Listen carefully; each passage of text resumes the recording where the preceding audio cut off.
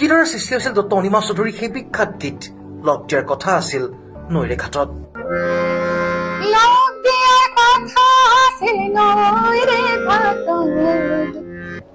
জ্যোতি সংগীত বিষ্ণু সংগীতক কোনে বিকৃত কৰিছে তেখেতে কব। জ্যোতি সংগীত বিষ্ণু সংগীতক কোনে বিকৃত কৰিছে? আমি যদি বাইদেউ চাওঁ এতিয়া 20 জুন ৰাভা কলাগুৰু দিৱস তেখেতৰ স্মৃতিত বহু কি হয় এতিয়া এনেকুৱা হৈছে যে কাভাৰ সংবোৰ ওলাই। আচলতে এজন গীতিকাৰ বা এজন সুৰকাৰৰ অনুমতি নহলে কোনেও সেয়া সলনি কৰিব নোৱাৰে। কাণ্টেন অসমৰ বিশেষ অনুষ্ঠান সাহিত্যৰমাত আজিৰ অতিথি ডক্টৰ অনিমা চৌধুৰী।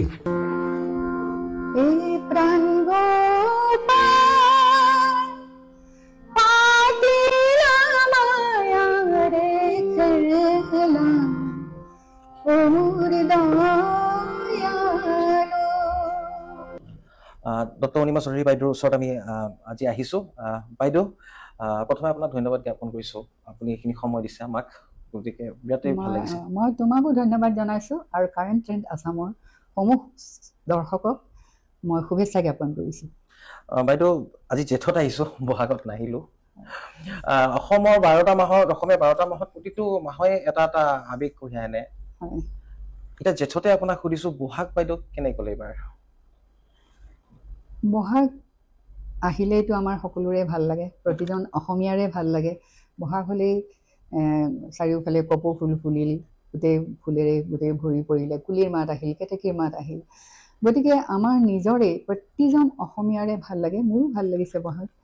অৱশ্যে তুমি যদি সুধিছা বহাগত গীত গাইছানে নাই বা আমি মঞ্চত গীত পৰিৱেশন কৰিছোঁ নে নাই, মঞ্চত গীত মই তেনেকৈ পৰিৱেশন কৰা নাই। কিন্তু কিছুমান অঞ্চলৰ বিহু অনুষ্ঠানবিলাকে মোক মঞ্চ মুকলি কৰিবলৈ মাতিছে, যেনেকৈ পূব গুৱাহাটী বিহু সন্মিলনে মুকলি কৰিবলৈ মাতিছে, বেলতলা বিহু সন্মিলনে সম্বৰ্ধনা জনাবলৈ মাতিছে। সেইদৰে মিৰ্জাৰ ওচৰত এখন তেওঁলোকে মোক বঁটা এটি প্ৰদান কৰিবৰ কাৰণে মাতিছে, সেয়া বহাগতে বিহুৰ মাজতে কৰিছে। গতিকে বহাগ তেনেকেই গ'ল। বহাগ তেনেকৈ অৰ্থাৎ ব্যস্ততা তেতিয়াও আছিলে এতিয়াও।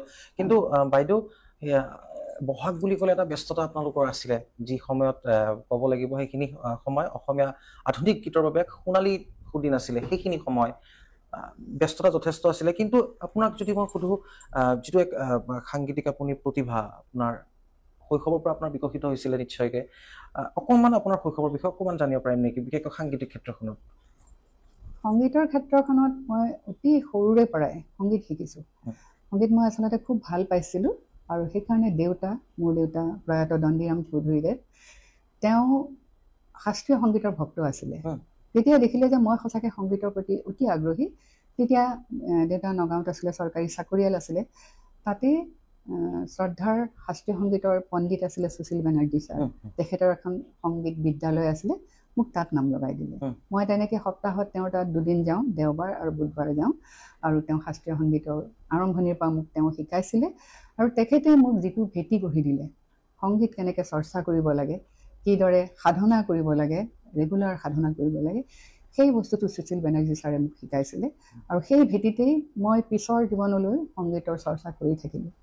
আৰু তেতিয়াৰ পৰাই আমি এনেধৰণৰ এটা অসমবাসীয়ে পাইছে, যাক আমি গৌৰৱ অনুভৱ কৰোঁ। সেইবাবে তাৰপিছত কিন্তু গুৱাহাটীলৈ আহিলোঁ। ক্লাছ 5ত থাকোঁতে গুৱাহাটীলৈ দেউতা বদলি হৈ আহিলে। তেতিয়া মই হীৰেণ শৰ্মা ছাৰৰ, তেওঁ শাস্ত্ৰীয় সংগীতৰ পণ্ডিত আছিল, তেখেত চিন্ময় লাহিৰী শাস্ত্ৰীয় সংগীতৰ পণ্ডিতৰ ছাত্ৰ আছিলে। তেখেতৰ ওচৰত মই সংগীত শিক্ষা শিকিছিলোঁ আৰু তেখেতৰ মৃত্যুৰ সময়লৈকে মই শিকিছোঁ। তাৰপিছত মই দামোদৰ বৰাদেৱ অলপতে প্ৰয়াত হ'ল, শ্ৰদ্ধাৰ ছাৰ আছিলে, তেখেতৰ তাতো মই শিকিছিলোঁ। গতিকে শাস্ত্ৰীয় সংগীতত অৰ্থাৎ ক'বলৈ গ'লে শৈশৱতে শাস্ত্ৰীয় সংগীত আপুনি সম্পূৰ্ণৰূপে আয়ত্ত কৰিছে।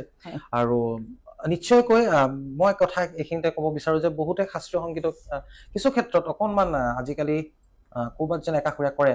আচলতে নহয়, শাস্ত্ৰীয় সংগীতেই আচল সংগীত, অৰ্থাৎ সংগীতৰ যদি শিপা বুলি ক'বলৈ যাওঁ আমি শাস্ত্ৰীয় সংগীতেই। গতিকে সেইবাবে হয়তো ক'ৰবাত নহয় ক'ৰবাত আমি বৰ্তমান সময়ত উজুতি খাওঁ বাৰু। কিন্তু বাইদেউ আপোনাৰ গোটেই পৰিয়ালটোৱে আমি জানো যে খুব সাংস্কৃতিক, আৰু অৰ্থাৎ সাংস্কৃতিক পৰিয়ালত আপুনি ডাঙৰ দীঘল হৈছে। আৰু গীতৰ ক্ষেত্ৰত যিসমূহ জনপ্ৰিয় গীত প্ৰায় আটাইবোৰ লগ দিয়াৰ কথা আছিলে বা এনেধৰণৰ দিশৰ পাৰে, প্ৰতিটো গীতৰে আঁৰত এটা সৃষ্টিৰ এটা পথ থাকে।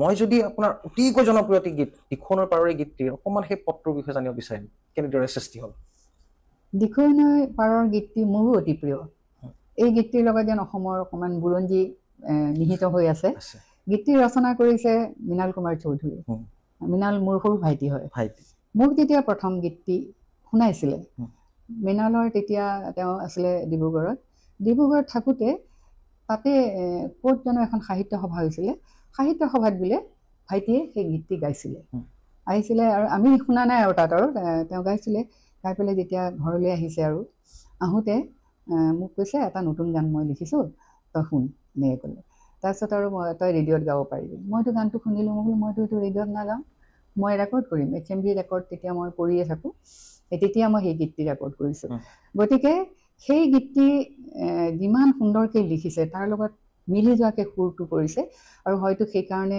ময়ো বৰ অসমৰ মই বুৰঞ্জী বিভাগৰ ছাত্ৰী আছিলোঁ দেই আৰু শিক্ষকতাও বুৰঞ্জী বিভাগতে কৰিছিলোঁ গতিকে অসমৰ বুৰঞ্জীৰ লগতেই জড়িত অকণমান তেনেকুৱা গতিকে ময়ো হয়তো বৰ মানে আৱেগেৰে গীতটি কৰিছিলোঁ আৰু সেইটো কাৰণে হয়তো জনসাধাৰণেও গীতটি গ্ৰহণ কৰিলে এতিয়াও মই যিকোনো মঞ্চলৈ গ'লে এই গীতটি মোক অনুৰোধ কৰে গতিকে আমি অনুৰোধ কৰিম কিন্তু বাইদেউ এই গীতটি ৰেকৰ্ডিং ক'ত হৈছিলে বাণীবদ্ধ এইখিনি যদি অলপ জানিব পাৰি তেতিয়া আচলতে মই HMV ৰেকৰ্ডৰ কথা ক'ব লাগিব HMV ৰেকৰ্ডৰ সদায় ৰেকৰ্ড কৰিবলৈ হ'লে আমি অডিশ্যন দিব লাগে মোক কিন্তু তেওঁলোকে সেই সময়ত মই অসমীয়া বোলছবিত গীত গালোঁ গীত জনপ্ৰিয় হ'ল হওঁতে তেওঁলোকে মোক মাতিছিলে অডিশ্যন নোলোৱাকৈ তেওঁলোকে মোৰ গীত বাণীবদ্ধ কৰিছিলে আৰু প্ৰথম গীতটি যেতিয়া তেওঁলোকে বাণীবদ্ধ কৰিছে গীতটি আছিলে ময়ূৰ পংখী জাউতি এই গীতটি তেওঁলোকে মই মানে নিজেই খুব মানে সন্মানিত অনুভৱ কৰোঁ যে এই গীতটো তেওঁলোকে সেই সময়ত এখন LP ৰেকৰ্ড ওলাইছিলে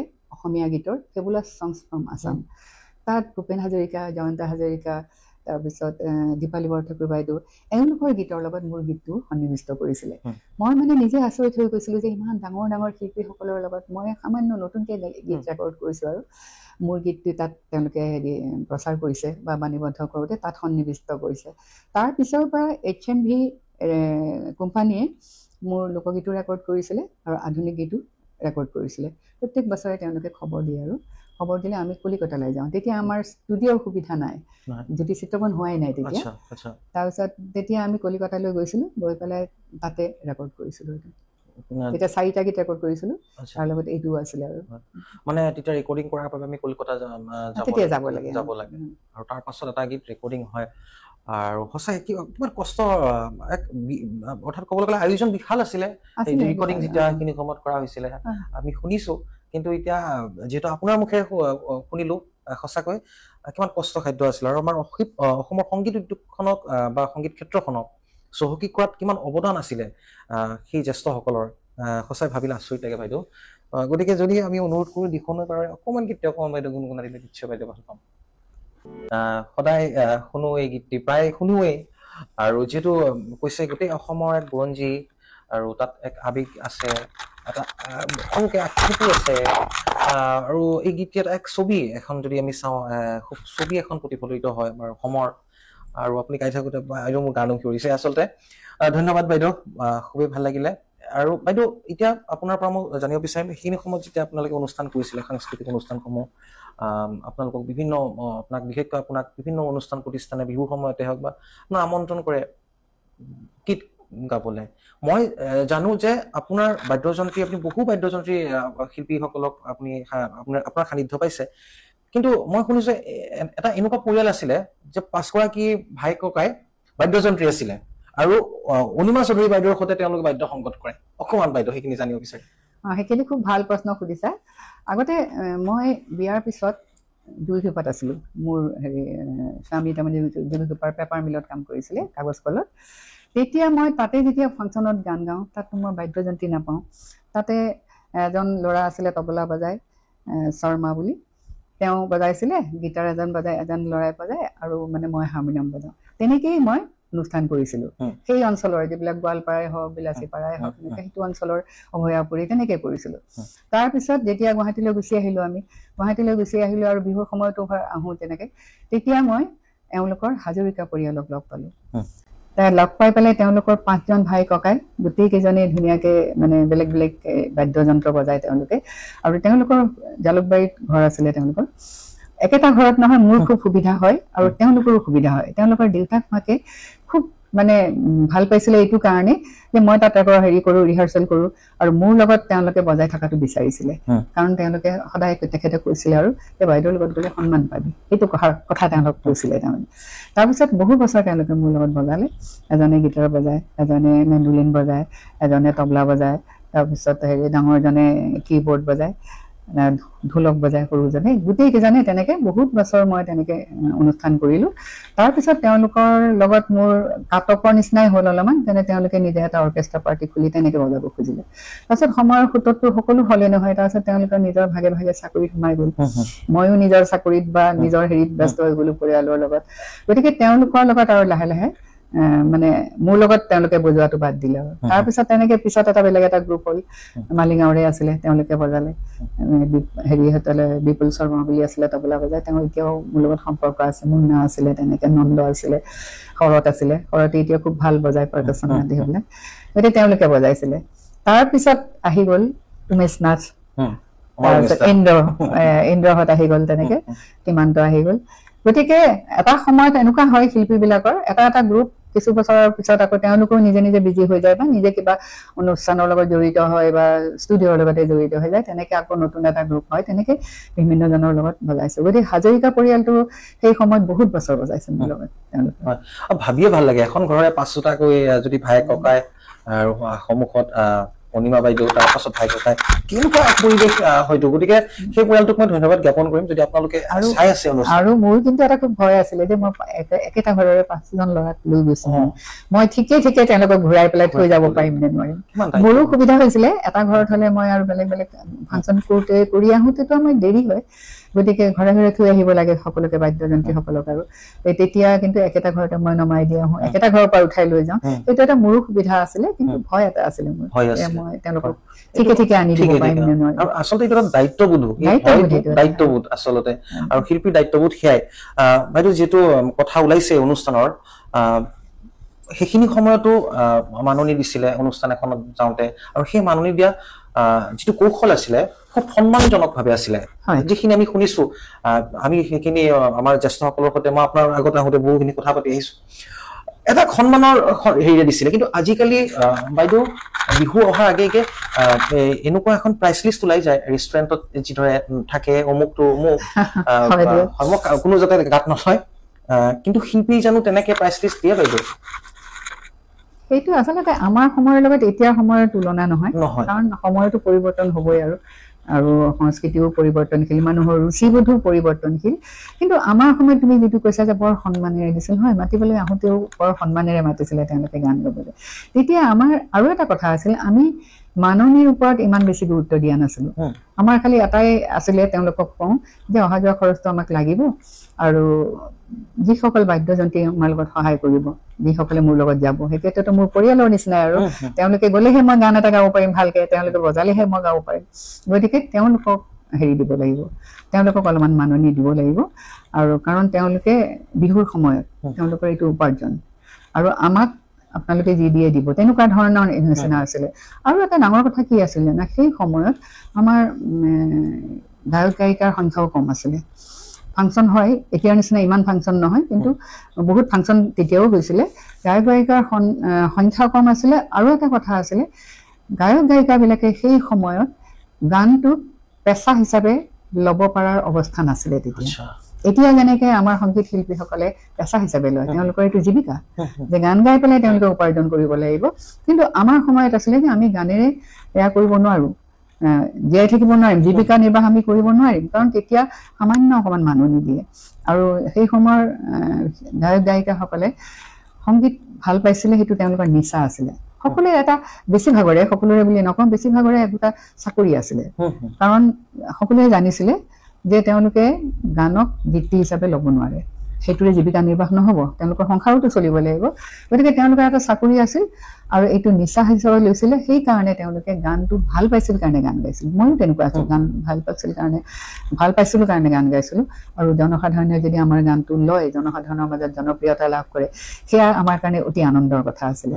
গতিকে তেওঁলোকে যেতিয়া মাননি দিয়ে, ধুনীয়াকে সন্মানেৰে দিয়ে, বঁটা এখনত দিয়ে, কিন্তু দি পেলাই কিছুমানে হয়তো বহুত কম দিয়ে, কিছুমানে হয়তো বাইদেউ আপোনাকো অকণমান দিলোঁ, তেনেকৈ। সেয়াই আমাৰ কাৰণে ডাঙৰ সন্মান আছিলে। কিন্তু ৰাইজে যে আমাৰ গান ভাল পাইছে, সেইটোত আমাৰ সন্তুষ্টি আটাইতকৈ বেছি আছিলে।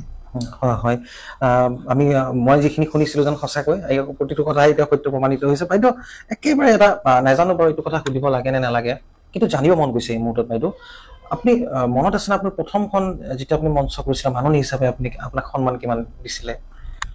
কিন্তু প্ৰথম যেতিয়া সৰুতে গাইছোঁ তেতিয়া মাননি টাননি কথাই নাহে। এতিয়াতো আমাৰ সৰু আৰ্টিষ্টবিলাককো মাননিয়ে দিয়ে, নহয় জানো? কাৰণ এতিয়া বাদ্যযন্ত্ৰীসকলক দিব লাগিব, তেওঁলোকেও এইখিনি সময়তে তেওঁলোকৰ উপাৰ্জন। সেইটো সেই সময়ত আচলতে গানেৰে উপাৰ্জন কৰাৰ কথা হয়তো নাভাবিছিলে নে? আমি যেতিয়া সৰুতে গাইছিলোঁ, হয় কোনোবাই তবলা বজাইছে, হাৰমনিয়াম নিজে বজাইছিলোঁ বা, আৰু খুব এটা বেছি গীটাৰ থাকিছিলে, তেনেকৈ অনুষ্ঠান হৈ গৈছিলে। এইটো ইমান বহুত বহল পৰিসৰত বাদ্যযন্ত্ৰৰ লগত নাছিলে। পিছলৈ কিন্তু মই তোমাক এটা কথা কওঁ, মোৰ সেইটো কথা মানে বহুত লাগিছিলে। এইটো কাৰণে আমাৰ সময়ত ভূপেন্দাৰ কথাই কওক, জয়ন্ত হাজৰিকাৰ কথা কওক, খগেন্দাৰ কথাই কওক, চবে হাৰমনিয়াম, তবলা, গীটাৰ এনেকৈ গাইছিলে। তেতিয়া তাৰমানে ইলেক্ট্ৰিক হেৰিবিলাক বাদ্যযন্ত্ৰ তেতিয়া নাছিলে, আৰু বৈদ্যুতিক বাদ্যযন্ত্ৰ তেতিয়া নাছিলে। তাৰপিছত লাহে লাহে সমাজখন যেতিয়া সলনি হ'ল, অলপমান সংগীতৰ ধাৰাবিলাকো অলপমান সলনি হ'ল, বা মঞ্চত উপস্থাপন কৰাৰ পৰিৱেশবিলাক সলনি হ'ল। তেতিয়া তুমি জানানে, মই তোমাক কওঁ, এটা অনুষ্ঠানে মোক মাতিব আহিছিলে। এটা বুলিয়ে নকওঁ, বহুত অনুষ্ঠান তেতিয়া আহে, বাইদেউ আপুনি ইলেক্ট্ৰিক বাদ্যযন্ত্ৰ ল'ব নে নালাগে?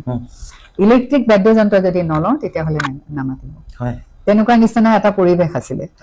আৰু লাহে লাহে আমিও তেনেকে চববিলাক লোৱা হ'লো। আৰু কাৰণ তেতিয়া জনসাধাৰণে তেনেকে আৰু হাৰমনিয়াম, তবলা, গীটাৰ লৈ চাবলৈ নিবিচাৰে। আৰু সেইকাৰণে পিছৰ শিল্পীসকলৰ লাহে লাহে, এতিয়াতো আৰু বহুত বৈদ্যুতিক মাধ্যমে, আৰু গতিকে তেওঁলোকৰ আমিও তেনেকে অলপমান ল'লো। ইমান বেছি পৰিসৰত লোৱা নাছিলোঁ, কিন্তু মিনিমাম যিটো নহ'লে সেইটো লৈছিলোঁ আৰু তেনেকে। গতিকে পৰিৱেশবিলাক সলনি হ'বই, সেইটোতো হ'বই, সমাজৰ লগে লগে সলনি হ'ব। কিন্তু আমি দেখিছোঁ পৰিৱৰ্তন, দ্ৰুত পৰিৱৰ্তন পৰিৱৰ্তনটো দেখিছোঁ সঁচাই বাইদেউ। আৰু এটা কথা আমি এইটো মানিব লাগিব, কাৰণ সদায় পৰিৱৰ্তনশীল সময়, সলনি হ'বই। গতিকে তাতো হয়তো আমি য'ত যিটো বিষয়ত গুৰুত্ব দিব লাগে সেইটোত দিলে অন্তত ভাল, কাৰণ মাননি এটা লাগিবই আজিকালি। কিন্তু সেই ধৰণে সংগীততো অৰিহণা দিব লাগিব বুলি আমাৰ ধাৰণা। বাইদেউ কথাটো তেনেকুৱা ধৰণৰ নহয়। এতিয়া আৰু এটা কথা মই তোমাক কওঁ, আগতে আমি গানটো নিজে গাম, আমি ভাল গান এটা তেওঁলোকে ৰাইজে যদি ভাল পায়, আমি সেইটো এনেকৈ গান গাওঁ। এতিয়া কিন্তু গীত গাই আমি আচলতে নিজৰ কাৰণে গীত গাইছিলোঁ। আমাৰ গানটো ভাল পালে ল'লে, নল'লেও আমি আৰু গীত গাই যাম আৰু। কিন্তু এতিয়া শ্ৰোতাৰ কাৰণে গান গাব লাগে এতিয়াৰ শিল্পীসকলে, তেনেকুৱা এটা নিচিনা হৈ গৈছে ট্ৰেণ্ডটো বুলিয়ে ক'ব লাগিব। আৰু কাৰণ এতিয়া শ্ৰোতাৰ ৰুচিবোধৰ অলপমান সলনি হৈছে, দৰ্শকৰো শ্ৰোতাসকলৰ ৰুচিবোধৰ অলপমান সলনি হোৱা যেন লাগে মোৰ। কাৰণ এতিয়া আমি মঞ্চত যেতিয়া দেখা পাওঁ যে দৰ্শকৰ কাৰণে তেওঁলোকে গান গায়। আচলতে বহু শিল্পীয়ে তেওঁলোকে দৰ্শকৰ কাৰণে গান গাবলগীয়া হয়।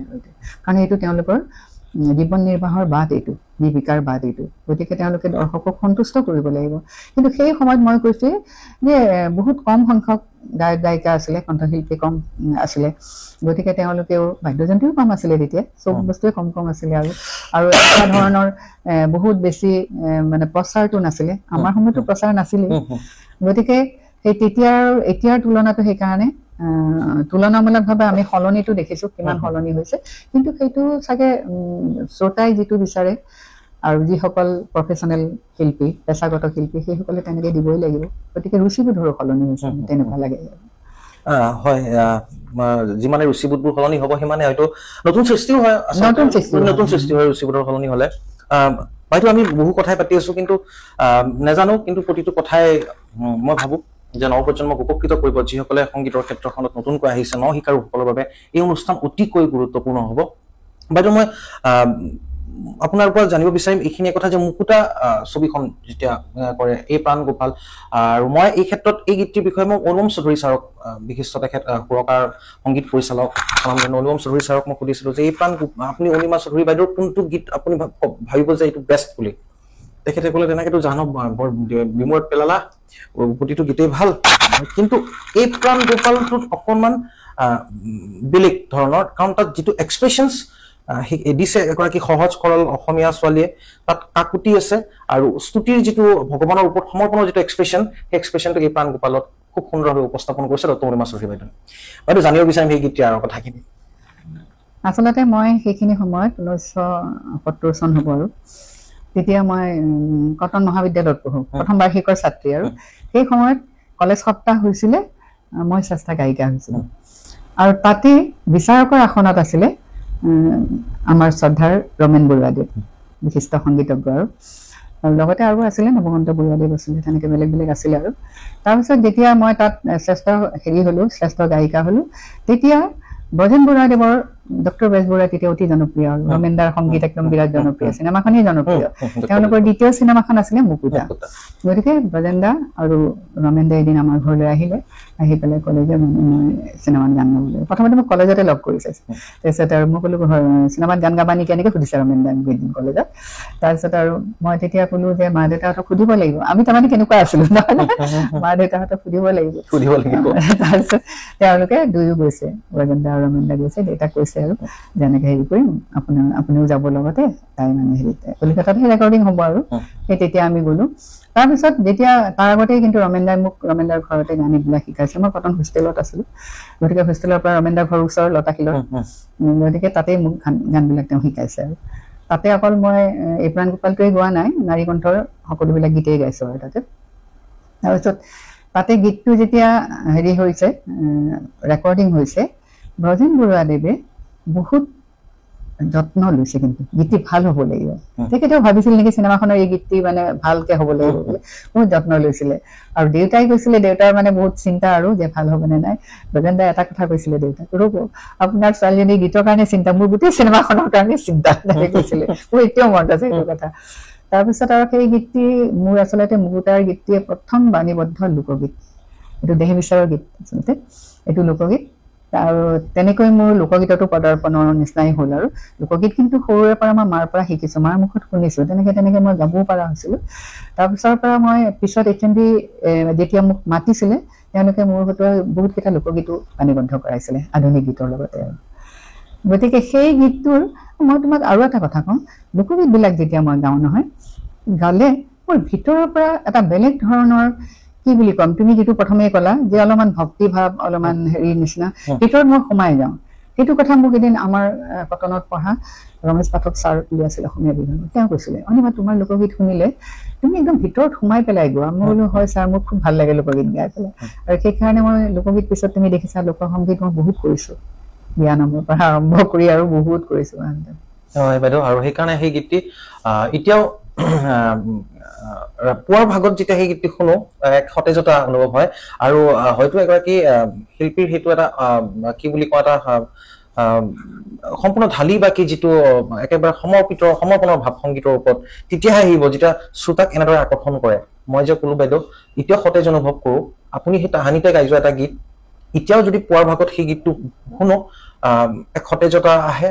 আৰু এইটো কিয় বাবে হৈছে, কাৰণ আপুনি যেতিয়া সেইখিনি সময়ত কণ্ঠদান কৰিছিলে বা গোটেই যিটো টিম ৱৰ্ক হৈছিলে বাইদেউ, তাত হয়তো ডেডিকেশ্যন আছিলে সাংঘাতিক ধৰণে, আৰু যাৰ বাবে তাৰে যিটো ক্ৰিয়া এতিয়াও আমি পাওঁ। বাইদেউ অনুৰোধ কৰিম, বেয়া পাব নেকি গীতটি যদি অকণমান শুনাই দিয়ে বাইদেউ।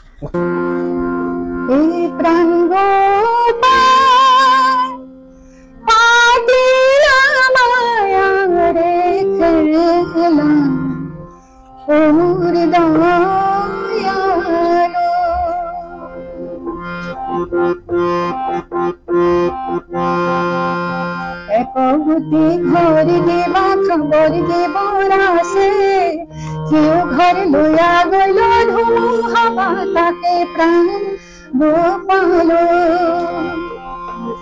ঘৰ গতি বান্ধে মালাই দুৱাৰ খানি চন্দা, আপোনাৰ ঘৰে পৰব লাগি কান্দা প্ৰাণ গোপাল। ধন্যবাদ বাইদেউ, বৰ ভাল লাগিলে। আৰু এই মুকুতা ছবিৰ গীতটিৰ আঁৰৰ কথাখিনি আমি গোটেইখিনি জানিলো বাইদেউ। বাইদেউ আপোনাৰ আমি জানো যে আপুনি প্ৰবক্তা এই সন্দৰ্ভতো কথা পাতিম কিন্তু তাৰ পূৰ্বে আপোনাক মই এটা ভিডিঅ' এটা আমি দৰ্শকসকলক মই দেখুৱাই ল'ব বিচাৰিছো এগৰাকী সন্মান দেখিছিলো আমি এটা অনুষ্ঠানত এই ভিডিঅ'টোত আমি দেখিছিলো আপোনাৰ এটি জনপ্ৰিয় গীত কণমানি এগৰাকী আমি তেখেতে গাইছিলে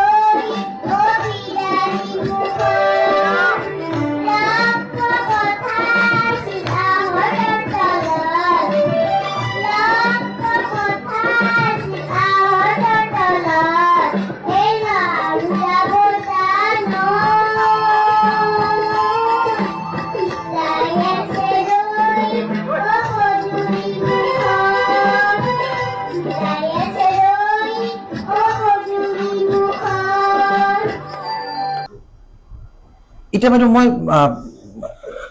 এই গীতটি লগ দিয়াৰ কথা আছিল ৰেখাত এতিয়াও জনপ্ৰিয় যদি আমি এই 6 বছৰীয়া শিশুটিয়ে যদি গাব পাৰিছে তাৰমানে কিমানেই জনপ্ৰিয় অৰ্থাৎ আৰু কিন্তু আপুনি পূৰ্বে কৈছে যে আপুনি গান ভাল পায় অন্তৰৰ পৰা ভাল পায় গাইছে কিন্তু তাৰ পিছত যদি কওঁ এই গীতটি এক সাংঘাতিক পৰিধি আছে কাৰণ সেই তেতিয়াৰ পৰা এতিয়া মই ক'লো নহয় এতিয়াও ৰাইজে নাচে মঞ্চত এতিয়াও বিচাৰে এতিয়াও দাবী আহে আমাৰ বহু কণ্ঠশিল্পীক এই গীতৰ বাবে অনুৰোধ কৰে দৰ্শকে এই গীতটিৰ বিষয়ে বাইদেউ অকমান আৰু প্ৰেক্ষাপট অলপ জানিব বিচাৰিম বাইদেউ এইটো নিখন্দেহে এটা বৰ সুন্দৰ গীত একেবাৰে এজনী গাঁৱৰ ছোৱালী এজনীৰ মনৰ ভাৱ প্ৰকাশ কৰিছে কেনেকুৱা এই গীতটি আচলতে দদৰাৰ এজন ল'ৰা আছিলে আব্দুল চৌধুৰী বুলি তেওঁ আৰু তেওঁৰ ভায়েক ৰাহুল এদিন আহিলে আমাৰ ঘৰলৈ ক'লে যে হেৰি বাইদেউ আমি এটা কেছেট বনাম আপুনি গান গাব লাগে আৰু বিজয় ভূঞাই গাব তাৰপিছত আৰু মই গান কোনে দিব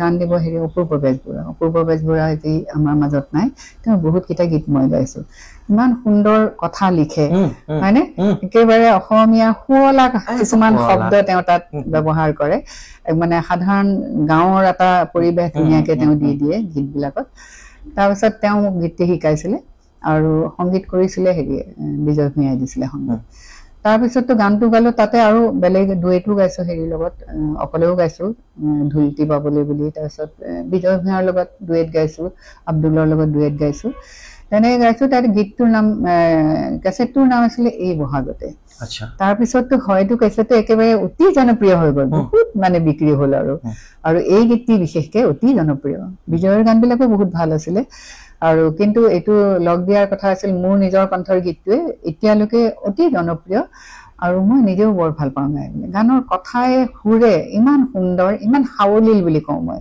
কোনো ধৰণৰ এটা প্ৰেমৰ গীত বুলিয়ে তুমি ক'ব পাৰা হয়নে নহয় কিন্তু কোনো ধৰণৰ অশালীন শব্দ নাই হয়নে সেইটো হৈছে আমাৰ আগৰ গীতিকাৰবিলাকৰ এইটো এটা বৈশিষ্ট্য আছিলে গীতবিলাক আমি যিবিলাক গীত গাইছিলোঁ সেইবিলাক গীতত সাধাৰণতে প্ৰেমৰ কথাও তাতে স্পষ্ট থাকে কিন্তু সদায় মানে শালীনতা এটা থাকে সাৱলীলভাৱে ধুনীয়াকে বৰ্ণনা কৰে আৰু মই নিজেওতো বহুত গাইছো তেনেকুৱা গীত কিন্তু সেই গীতবিলাকৰ এটা মানে গীতি সাহিত্যটো বৰ সুন্দৰ সাংঘাতিক এইটো যেতিয়া এইটো আমাৰ গীতি সাহিত্যটো কিন্তু মই তোমাক কওঁ আৰু মোৰ ক'বলৈ মন গৈছে আমাৰ গীতি সাহিত্যটো এতিয়া বহুত কি কম অকণমান তললৈ অলপমান নামিছে মোৰ অনুভৱ হয় তোমালোকে কি ভাবা মই নাজানো মোৰ অনুভৱ হয় যে গীতি সাহিত্য ইমান তৰল হ'ব নালাগে গীতি সাহিত্য আমাৰ অতি চহকী জ্যোতিপ্ৰসাদ বা বিষ্ণুৰাভাদেৱে বা ভূপেন হাজৰিকাদেৱে তাৰো সেই সময়ৰ আৰু বিলাক আছে গীতিকাৰ পাৰ্বতী প্ৰসাদ বৰুৱাদেৱহঁতে যিবিলাক গীত লিখিছিলে সেই গীতবিলাকৰ গীতি সাহিত্য কিমান সুন্দৰ হয়নে নহয় আৰু গীত মানে অকল প্ৰেমৰ গীতে নহয় গীত বহুত আছে সমাজৰ ওপৰত আছে পৰিৱেশৰ ওপৰত আছে আন্দোলনৰ ওপৰত আছে বহুত বেলেগ বেলেগ ধৰণৰ গীত থাকিব যিকোনো সমাজৰ লগত জড়িত গীত থাকিব কিন্তু সেই গীতবিলাক সদায় তাৰমানে যিবিলাক হেৰি আছিলে প্ৰতিবাদমুখী সেইবিলাক প্ৰতিবাদৰ শব্দৰে ভৰা তেনেকুৱা আছিলে, যিবিলাক দেশমাতৃৰ গীত সেইবিলাক দেশমাতৃৰ বন্দনাৰে ভৰা তেনেকুৱা আছিলে, প্ৰেমৰ গীতবিলাক একদম শালীনতা ভৰা ধুনীয়াকে আছিলে। গতিকে তেনেকুৱা ধৰণৰ গীতবিলাকে গীতি সাহিত্যবিলাকক আৰু ওপৰলৈ লৈ গৈছিল গীতি সাহিত্য। কিন্তু এতিয়া মই নিজে অনুভৱ কৰোঁ ইমান কিছুমানে, সকলোকে মই তাত সামৰি নলওঁ, ইমান তৰল কথাৰে গীতবিলাক গোৱা হয় নে, তেতিয়া মোৰ এনেকুৱা লাগিব যে এটা সময়ত এনেকে ভাবিব নেকি যে অসমীয়া গীতি সাহিত্য এনেকুৱাই নেকি বুলি। সেইটো হ'ব দিব নালাগে। নতুন প্ৰজন্মৰ বহুত দায়িত্ব আছে, যিসকলে গীত লিখে সেই সকলৰো বহুত দায়িত্ব আছে। তেওঁলোকে এই কথাবিলাক ভাবি চাব। তাৰ মাজত বহুত সংখ্যকে বহুত সুন্দৰ সুন্দৰ গীত লিখিছে, সেইবিলাকৰ কথা সুকীয়া। মই যিখিনিয়ে সাধাৰণভাৱে এনেকে লিখি পেলাই গান এটা হিট হৈ যাব ওপৰত বেছি গুৰুত্ব দিয়ে, সেই সকলকো মই কৈছোঁ যে গীতি সাহিত্যটোৰ ওপৰত অকণমান তেওঁলোকে গভীৰভাৱে চিন্তা কৰিব লাগিব, অধ্যয়নো কৰিব লাগিব তাৰ কাৰণে। তেতিয়া আৰু বেছি আমাৰ গীতবিলাক সুন্দৰ হৈ যাব। কাৰণ আমাৰ সংগীত ক্ষেত্ৰখন অসমৰ বিৰাট চহকী, সাংঘাতিক, অতি চহকী, বাৰেৰহণীয়া সংস্কৃতি নহয়, গোটেই জাতি জনজাতি সকলোৰে মানে সংস্কৃতি মিলি পেলাই হৈছে আমাৰ, সেইকাৰণে বাৰেৰহণীয়া সংস্কৃতি আমাৰ আৰু অতি চহকী আৰু ইমান সমৃদ্ধিশালী আমাৰ ধাৰা অসমীয়া আধুনিক গীতৰ। আমি যদি পাৰ্বতী প্ৰসাদ বৰুৱাদেৱৰ পৰাই চাওঁ, সাংঘাতিক ইমান সমৃদ্ধিশালী, ভয় লাগিব লাগে এনেকুৱা ধৰণৰ লিখিম নে বাৰু, এটা ভয় থাকিব লাগে। কিন্তু আচৰিত ধৰণে কিয় বা নাজানো বাইদেউ। আৰু এই যিটো গীতৰ প্ৰসংগ ওলাইছে, মই দৰ্শকসকলৰ সৈতে অকণমান কথা ভগাই ল'ব বিচাৰিছো। ইমান মোৰ লিৰিক্সখিনিও মই নাজানো, লগ দিয়াৰ কথা আছিল। নৈৰে ঘাটত নোৱাৰো যাব চেনাই ঐ, আই আছে বহি পিৰালি মুখত পিতা আছে ৰৈ। গতিকে ইয়াত এগৰাকী গাভৰু ছোৱালীৰ প্ৰতি যিটো দায়বদ্ধতা অভিভাৱকৰ খুব সম্পূৰ্ণভাৱে স্বতঃস্ফূৰ্ত হৈছে। আহতৰ তলত এগৰাকী প্ৰেমিকা যাব, কাৰণ আহতৰ তল মানে এটা নিজান পৰিৱেশ, তাত অলপ মনৰ গোপন কথা কব, প্ৰেমাস্পদৰ প্ৰতি যিটো অনুভূতি তাত প্ৰকাশ পাব।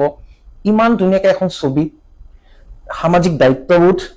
প্ৰেয়সীগৰাকীও কৈছে যে নেযাওঁ, কাৰণ আই আছে, ককায়েকো আছে, দায়িত্ববোধটো আছে। এইফালে কিন্তু এক মৰমো আছে যে যাম বুলিতো মন আছে, কিন্তু যাবও পৰা নাই। গতিকে ইমান ধুনীয়া এখন ছবি, আৰু য'ত এনেকুৱা এটা গীত আমি পোৱাৰ পিছত, আমি শুনাৰ পাছত যেতিয়া পুনৰাই যেতিয়া এটা তৰল গীত শুনিব লগা হয়, হয়তো সঁচাকে আমাৰ যিখিনি আহিবলগীয়া প্ৰজন্ম, আমি কিন্তু বিৰাট এক বেয়া গতিত গৈ আছো যদি আমি অকণমান সাৱধান নহওঁ। তাকে মই গোটেইখিনি সামৰা নাই তাতে, তাৰ মাজতো বহুত সুন্দৰ সুন্দৰ গীত হৈছে। আৰু এনেকুৱা গীতো বহুত হৈছে যিবিলাক গীতে ধৰা বহুত সুন্দৰ, বহুত উচ্চ শ্ৰেণীৰ, কিন্তু সেইবিলাকে জনপ্ৰিয়তা লাভ কৰা নাই, সেইটোও কিন্তু বহুত হৈছে। সেইকাৰণে আমি হয়তো তৰল গীতবিলাক মানুহে বেছি শুনিবলৈ পায়, বা সেইবিলাকে হয়তো জনপ্ৰিয়তা লাভ কৰিব পাৰে, বা তেনেকুৱা আছে আৰু কিবা এটা। কিন্তু বা ৰুচিবোধৰ কথাও আহিব ইয়াতে, সেইটো এটা হয়। কিন্তু মই ভাবোঁ আৰু মই অনুৰোধ কৰিম যে আমাৰ গীতি সাহিত্যৰ ওপৰত গুৰুত্ব দিয়াটো উঠি অহা প্ৰজন্মৰ এটা দায়িত্ব। অসমীয়া গীতি সাহিত্য চহকী কৰি ৰখাৰ দায়িত্ব তেওঁলোকৰ আছে। হয়, নিশ্চয়। আৰু মই ভাবোঁ আপোনালোকে বাইদেউৰ অনুৰোধটো অলপ চাব, অন্তত ভয় কৰিব যে এনেকুৱা গীত আমি নকৰোঁ, ভয় লাগে দেখোন। যি হওক বাইদেউ, এতিয়া কথাটো আহিছোঁ লোকগীতৰ। এই গীতটি কিন্তু শুনিম, বিৰাট বিখ্যাত গীত শেষলৈ থৈছোঁ। বাইদেউ, লোকসংগীতৰ ওপৰত বা লোকগীতৰ ওপৰত আপোনাৰ যথেষ্ট অৰিহণা আছে। কামৰূপী লোকগীতে হওক, বিয়া নামৰ পৰা আদি কৰি বিভিন্ন জ্যোতি বিষ্ণু, আমাৰ ৰূপকোঁৱৰ হওক, কলাগুৰুৰ পৰা বিভিন্ন অৱদান আছে। কিন্তু বিয়া নামৰ ক্ষেত্ৰখনত মোৰ মাহঁতে কয় বিশেষকৈ যে অনিমা বাইদেউৰ যদি কোনোবা এখন বিয়া ঘৰত বেণ্ড পাতি মাতিব নোৱাৰে, তেনেহ'লে সেইখন বিয়াততো অনিমা বাইদেউৰ গানেই ৰাতিপুৱাৰ পৰা চলি থাকিব। যদি মাতেও বেণ্ড পাৰ্টিক আকৌ অনুৰোধ কৰে যে নাই অলপ সময় বন্ধ, তাৰপিছত আৱেগিক একো পৰিৱেশ হৈ যায় কইনা যোৱাৰ সময়ত। এই বিয়া নামৰ ক্ষেত্ৰখনত আপুনি খুব এটা ক'বলৈ গ'লে আপুনি সংৰক্ষণৰ এক দায়িত্ব লৈ পেলাই আগুৱাই দিছে বাইদেউ। অকণমান এই ক্ষেত্ৰত জানিব বিচাৰিম বাইদেউ। বিয়া গীতবিলাক মই মাৰ মুখত শুনিছিলোঁ। আমাৰ মা আচলতে ফ'কৰে হওক বা মানে লোকসংগীতৰে হওক বা জ্যোতি বিষ্ণুৰ গীত খুব গুণগুণাইছিলে। মই সেইবিলাক জ্যোতি বিষ্ণুৰ গীত বুলি নাজানিছিলোঁ, ডাঙৰ হৈ পেলাই কৈছিলোঁ। ডাঙৰ হৈ যেতিয়া জানো, বোলো মা তুমি ক'ৰ পৰা শিকিছিলা এইবিলাক? মায়ে কৈছিলে যে সেই স্বাধীনতা আন্দোলনৰ সময়ত ভলণ্টিয়াৰবিলাকে গাঁৱে গাঁৱে গৈ পেলাই গানবিলাক শিকাইছিলে, আৰু সেইবিলাক গীত তেওঁলোকে গাইছিলে, মাহঁতে গাইছিলে বোলে। এনেকৈ কিবা কিবি আন্দোলনৰ কিবা কিবি কাৰ্যসূচী হয় যে তাত গাইছিলে। আৰু তাৰপিছত মোৰ বিয়া গীতৰ প্ৰতি আৰু আকৃষ্ট হ'লোঁ।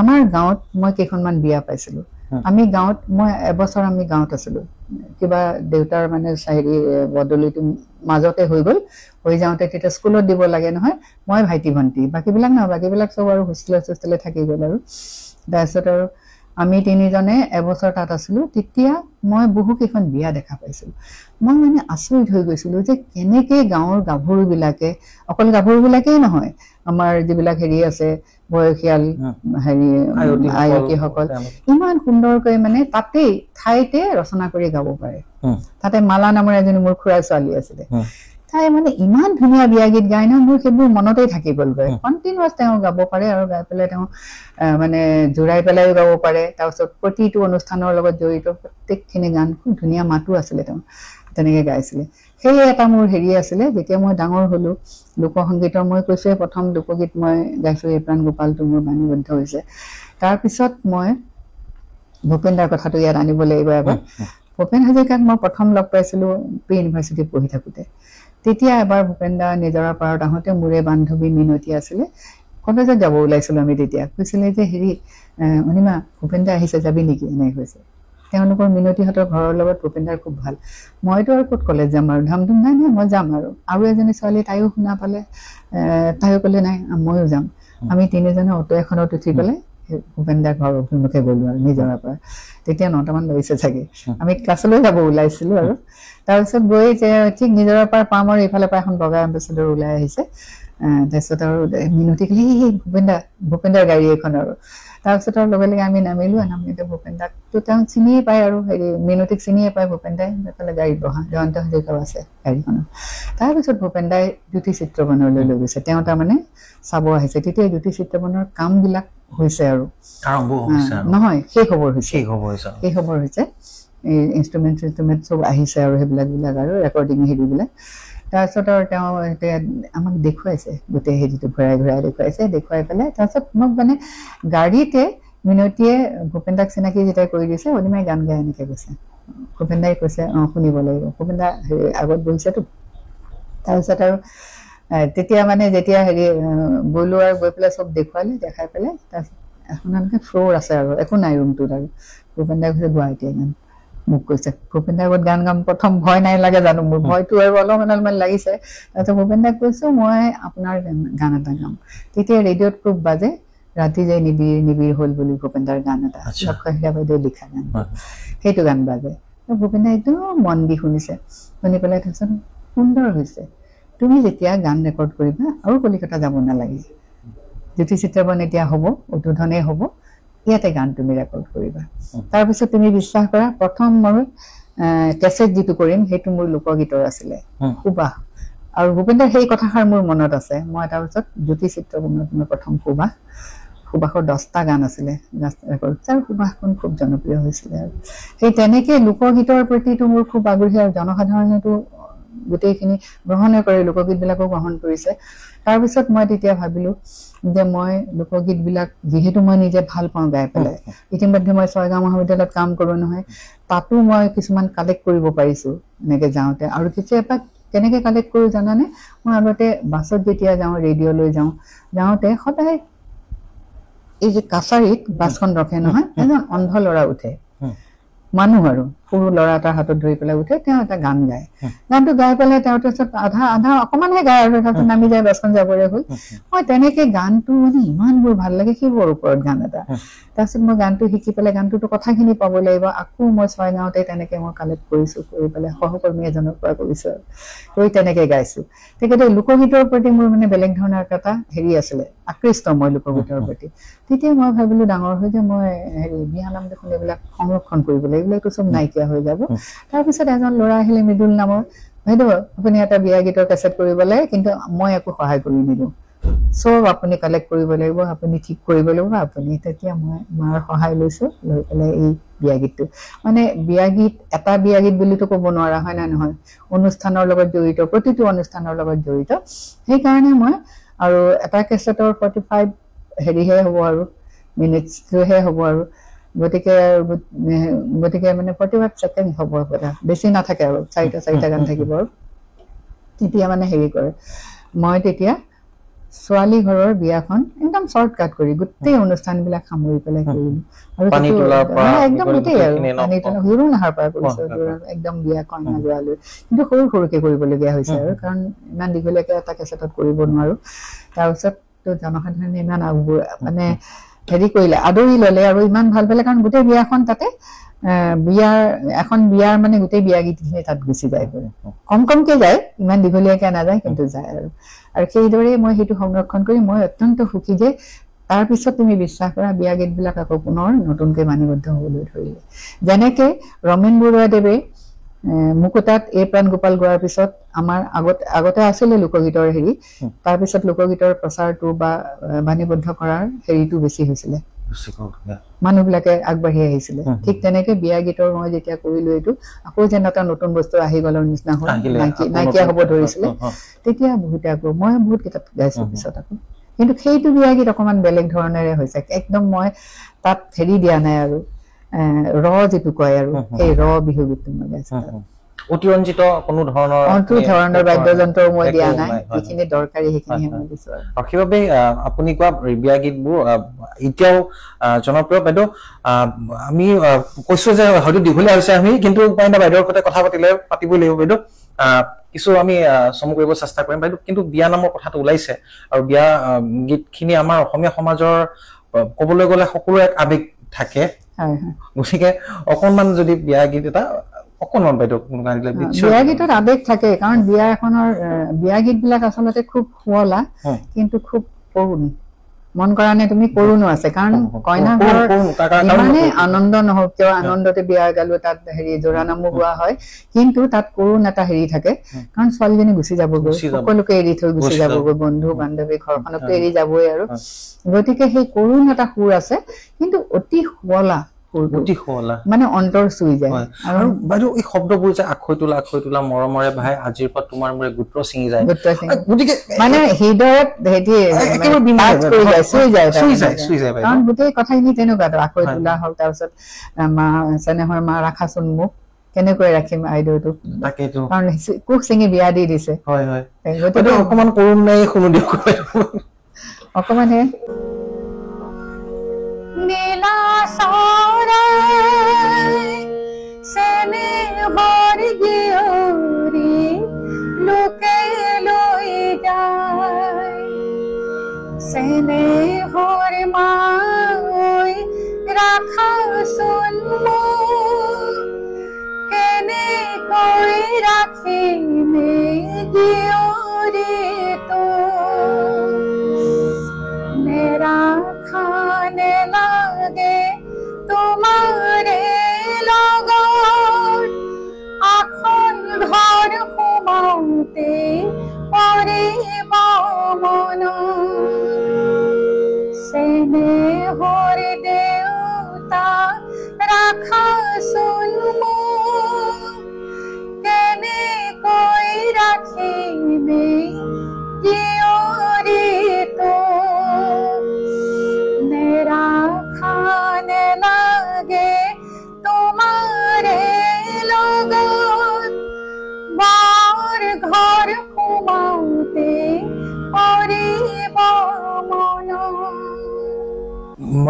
বৰ ভাল লাগিল বাইদেউ সদায় শুনি থকা গীতবোৰ এতিয়া আপোনাৰ সন্মুখত মই শুনিব পাইছো গতিকে মই নিজকে ধন্য মানিছো বাইদেউ একেবাৰে চমু প্ৰশ্ন কৰিব বিচাৰিছো যদিও কথাৰ আপোনাৰ সান্নিধ্য পাই কথা ওলাই আছে আৰু বাইদেউ এইখিনিতে আপোনাক মই এই ক্ষেত্ৰত সুধিব পাৰিম যে জানিব বিচাৰিম আপোনাৰ পৰা আপুনি শিক্ষকতাৰ সৈতে বৃত্তিৰ সৈতে আপুনি জড়িত ছয়গাঁও মহাবিদ্যালয়ৰ পৰা আপুনি অৱসৰ লৈছে প্ৰবক্তা হিচাপে বাইদেউ আৰু লগতে আপুনি খুব ধুনীয়াকৈ মই আহিছো গতিকে কিমান ধুনীয়াকৈ পৰিয়ালটো আপুনি সজাই পৰাই ৰাখিছে বাইদেউ সংগীতকো সমানে ৰাখিছে সংগীত ক্ষেত্ৰখনকো বাইদেউ ইমান ধুনীয়াকৈ আপুনি ভাৰসাম্য ৰক্ষা কৰি চলিছে বাইদেউ অকণমান ক'ব নেকি ভাৰসাম্য ৰক্ষা কৰিছো মানে মই এটা কথা বিশ্বাস কৰো য'ত তোমাৰ ইচ্ছা থাকে আগ্ৰহ থাকে সেয়া কাম তুমি কৰিব আৰু যিটো কাম তুমি ভাল পোৱা সেয়া কাম নিশ্চয়কৈ তুমি ভালকৈ কৰিব পাৰিবা মোৰ আচলতে গান মই খুব ভাল পাওঁ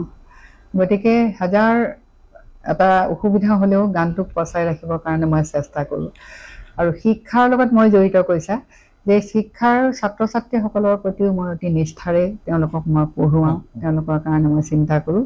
সেইকাৰণে মই ছয়গাঁও মহাবিদ্যালয়ত কাম কৰোঁ, গুৱাহাটীৰ পৰা অহা যোৱা কৰোঁ, বহুত দূৰ হয়, এটা দীঘলীয়া যাত্ৰা এটা আৰম্ভ কৰিব লাগে।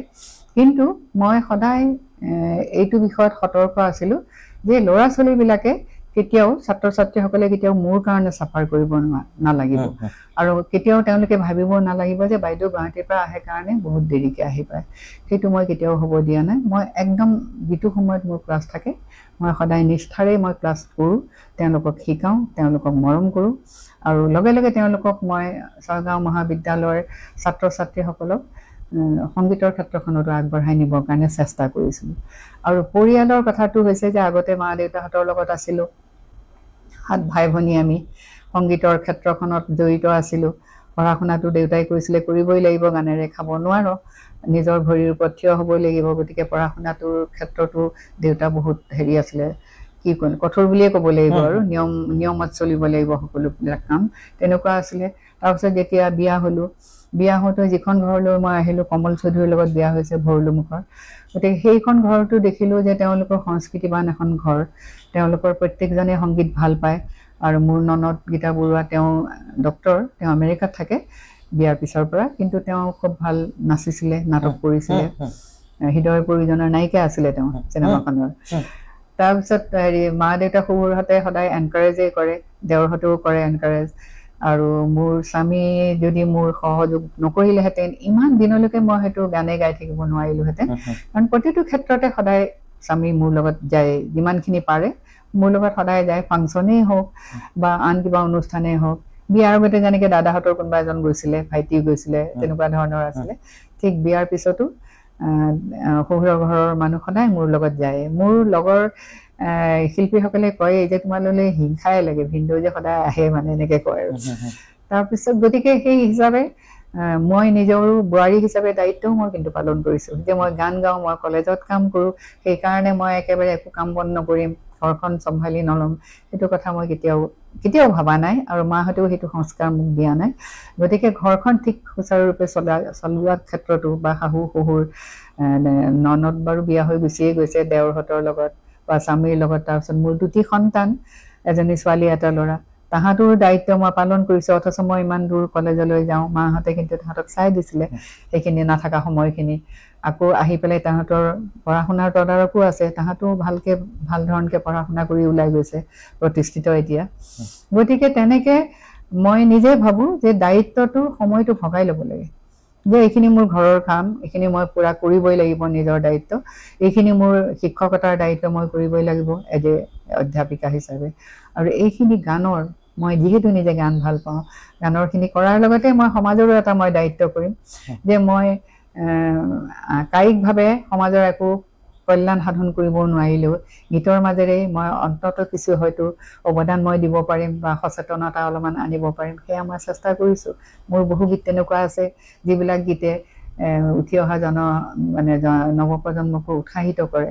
বহুত নিৰুৎসাহ হৈ থকা ল'ৰা ছোৱালী কেতিয়াবা আহি কয়, বাইদেউ আপোনাৰ উদাস নহবি গানটো শুনিলে আমি আৰু সাহস পাওঁ।